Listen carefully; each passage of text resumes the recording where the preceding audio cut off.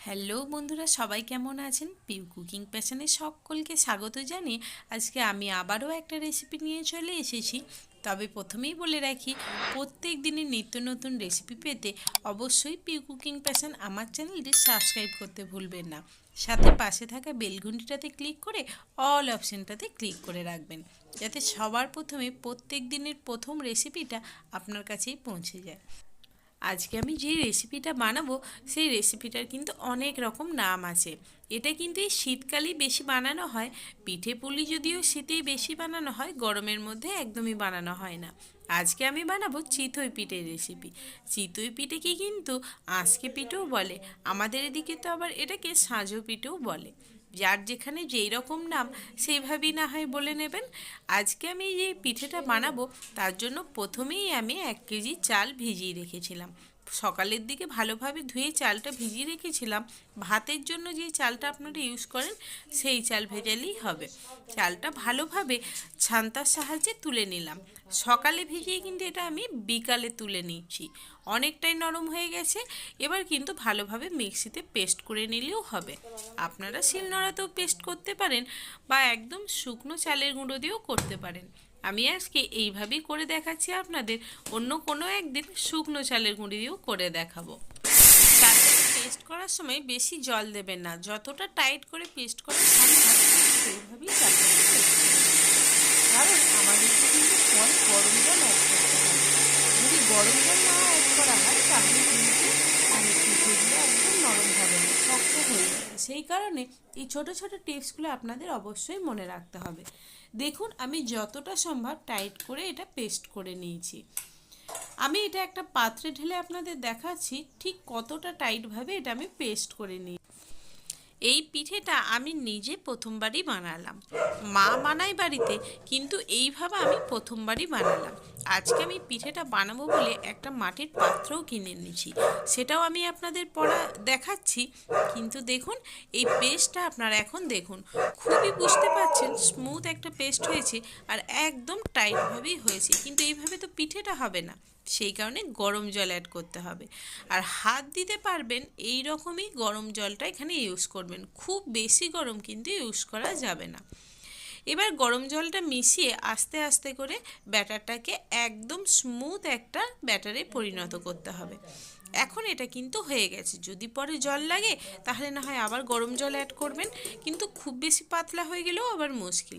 এবার স্বাদের জন্য আমি দিয়ে দিলাম পরিমাণ মতো লবণ। যেই পরিমাণ ব্যাটার থাকবে সেই রকম বুঝে শুনেই লবণ দেবেন, কারণ লবণটা দেওয়া কিন্তু মাস্ট। যদি লবণটা না দেন তাহলে কিন্তু পিঠেটার একদমই ভালো স্বাদ হবে না। এখন আমার এই ব্যাটারটা রেডি হয়ে গেছে।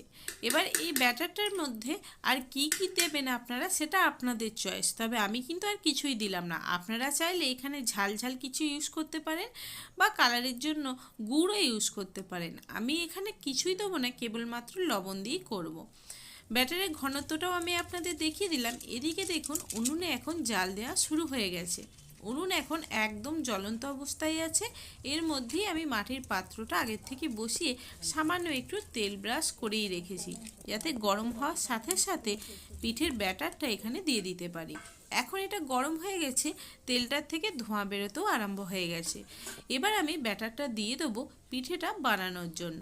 আর আপনাদের করে দেখাবো এরকম মাটির পাত্রে আর কাঠের উনুনে কত ভালো পিঠে বানানো যায়, সে আপনি প্রথমবারই করেন বা দ্বিতীয়বারই করেন।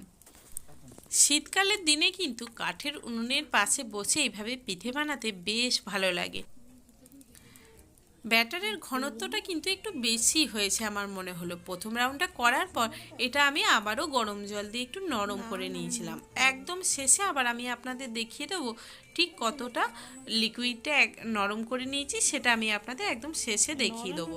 তবে প্রত্যেকবারই যখনই এতে জল মেশাবেন তখনই একদম গরম জলই মেশাবেন। ঠান্ডা জল মেশালে কিন্তু পিঠেটা ঠান্ডা হয়ে যাওয়ার পর শক্ত হয়ে যাবে। এই ছোট ছোট টিপসগুলো মনে রাখলে একটা পারফেক্ট পিঠের রেসিপি আপনি ইজিলি বাড়িতে বানিয়ে ফেলতে পারবেন। দেখুন সব পিঠেগুলো দেওয়া হলো না এখনও, তবু যেই পিঠেগুলো আমি আগে দিয়েছিলাম সেইগুলোর থেকে কিন্তু বুদবুদ উঠতে আরম্ভ করেছে, বেশ জালিদার হতেও শুরু করেছে। এবার এটা আমি একটা মাটির পাত্রে ঢাকা দিয়ে দেবো। আপনারা চাইলে যে কোনো কিছু ভালোভাবে ঢাকনা দিয়ে দিতে পারেন যাতে ভাপটা বাইরে না বেরোয়। এখন পিঠেটা বেশ ভালোভাবেই ফুলে গেছে। প্রথম রাউন্ডেরটা আমি আপনাদের দেখাতে ভুলে গেছি, তাই মাঝেই আমি আপনাদের দেখাচ্ছি। প্রথম রাউন্ডেরটাও কিন্তু একদম এই রকমই পারফেক্টলি হয়েছিল। প্রত্যেকটা পিঠেই কত সুন্দরভাবে ফুলে উঠেছে সেটাও নিশ্চয়ই আপনারা দেখতে পাচ্ছেন, আর বেশ জালিদারও হয়েছে। পরে আমি আরও কিছুটা পরিমাণে গরম জল অ্যাড করেছিলাম। এবার শেষের রাউন্ডে এটা দেওয়ার সময় আমি আপনাদের দেখিয়ে দেবো। তাহলে বন্ধুরা, পিঠেটা কীরকম লাগলো আপনাদের সেটা কিন্তু আপনারা কমেন্টে জানাতে ভুলবেন না। আর আমার রেসিপিটা দেখে কারা কারা বাড়িতে এই রকমই পিঠে বানালেন সেটাও কিন্তু বানানোর শেষে হলেও আমাকে জানিয়ে যাবেন। ভিডিওটা দেখতে দেখতে নিশ্চয়ই এতক্ষণে লাইক করতে ভুলে গেছেন, তাহলে প্লিজ ভিডিওটা ভালো লাগলে শেষে একটা লাইক কিন্তু নিশ্চয়ই করবেন। পরের রাউন্ডের ব্যাটারটা দেওয়ার আগে এখানে আমি আবারও তেল ব্রাশ করে নিলাম। প্রত্যেকবারেই কিন্তু তেল ব্রাশ করে নিতে হবে, না হলে পিঠেগুলো ভালোভাবে উঠবে না। তেল ব্রাশ করা হয়ে গেলে এবার আমি ব্যাটারটা দিয়ে দিচ্ছি একদম শেষ রাউন্ডের পিঠেটা বানিয়ে নেওয়ার জন্য। খুবই তাড়াতাড়ি আর খুবই ইজিলি একটা পারফেক্ট চিতই পিঠের রেসিপি পেতে আমার ভিডিওটা কিন্তু আপনাদের প্রথম থেকে শেষ পর্যন্ত স্কিপ না করে দেখতেই হবে। আর দিতে হবে না।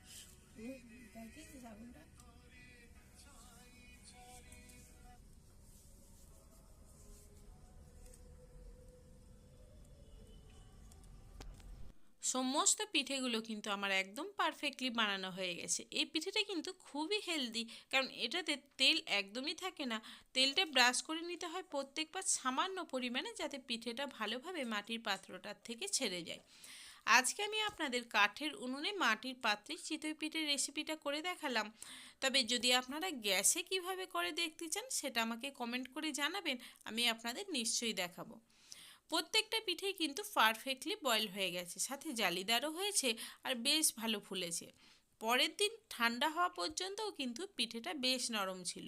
তাই এইভাবে যদি আপনারা বাড়িতে চিতই পিঠে বানিয়ে নেন তাহলে কিন্তু পরের দিন পর্যন্ত আপনারা খুব ভালোভাবে পিঠে খেতে পারেন। আর পিঠে তো বাসি হলে খেতে আরোই ভালো লাগে অনেকের, তাই দয়া করে বাড়িতে অবশ্যই একবার এই পিঠেটা বানিয়ে দেখবেন।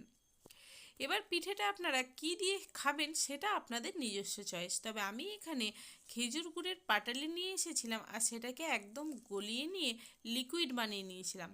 দুধ বা গুড় দিয়ে খেতেই কিন্তু পিঠে বেশি ভালো লাগে। আমি একটা পিঠে ভেঙে আপনাদের দেখিয়ে দেবো পিঠেটা কতটা পারফেক্ট হয়েছে। দেখুন এই পিঠেটা কিন্তু বেশ ভালোভাবে ফুলে গেছে।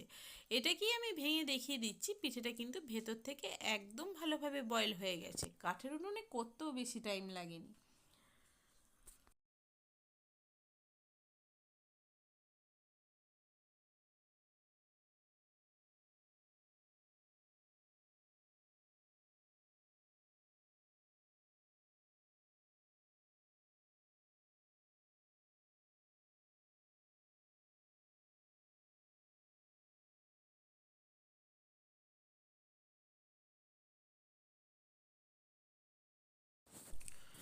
তাহলে আপনারা নিশ্চয়ই বুঝতে পেরেছেন প্রথমেই আমি কেন আপনাদের বলেছিলাম পিঠের রেসিপিটা দেখতে হলে আপনাদের প্রত্যেককে স্কিপ না করে ভিডিওটা দেখতে হবে। যারা পুরো ভিডিওটা প্রথম থেকে শেষ পর্যন্ত স্কিপ না করে দেখলেন তাদের সকলকে প্রিয়ের তরফ থেকে অনেক অনেক ধন্যবাদ। আজকে এই পর্যন্তই, দেখা হচ্ছে পরের ভিডিওতে। ততক্ষণ প্রত্যেকে সুস্থ থাকুন, ভালো থাকুন, এই প্রার্থনাই করি ভগবানের কাছে।